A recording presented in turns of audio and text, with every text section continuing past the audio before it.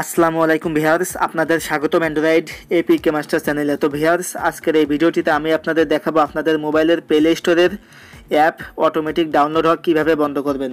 তো ভিউয়ার্স, চলুন শুরু করা যাক আজকের এই ভিডিও। সাবস্ক্রাইব করুন অ্যান্ড্রয়েড এপিকে মাস্টার চ্যানেল এবং পাশের বেল আইকনে ক্লিক করুন সবার আগে টেকনোলজি ভিডিও পেতে।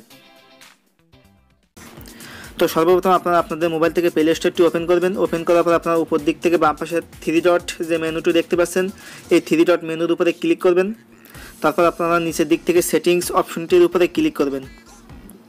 তারপর এখানে দেখতে পাচ্ছেন 3 নম্বর যে অপশনটি দেখতে পাচ্ছেন অটো আপডেট অ্যাপস, তো আপনারা 3 নম্বর এই অপশনটির উপরে ক্লিক করবেন।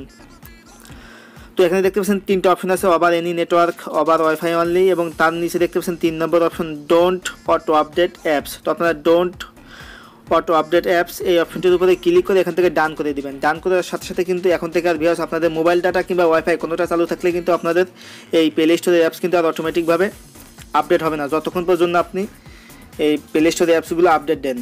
তো ভিউয়ার্স, এই ছিল আমার আজকের ভিডিও। তো আমার এই ভিডিওটি যদি আপনাদের ভালো লেগে থাকে তাহলে অবশ্যই লাইক, কমেন্ট এবং শেয়ার করতে ভুলবেন না, এবং আপনারা যদি এখনও পর্যন্ত আমাদের চ্যানেলটি সাবস্ক্রাইব করে না থাকেন তাহলে অবশ্যই চ্যানেলটি সাবস্ক্রাইব করুন এবং নিত্য নতুন টেকনোলজি অ্যান্ড্রয়েড রিলেটেড ভিডিও পেতে পাশে থাকা বেল আইকনটিতে ক্লিক দিয়ে রাখুন।